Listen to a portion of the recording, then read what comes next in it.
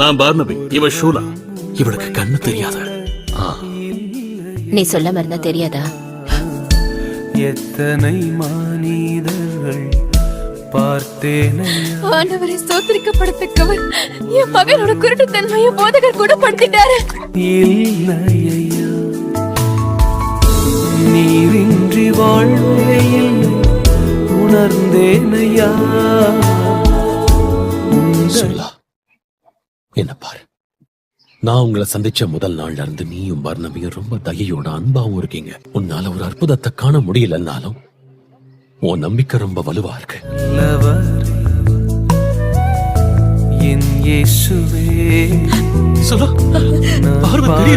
பாடலின் காரணரே,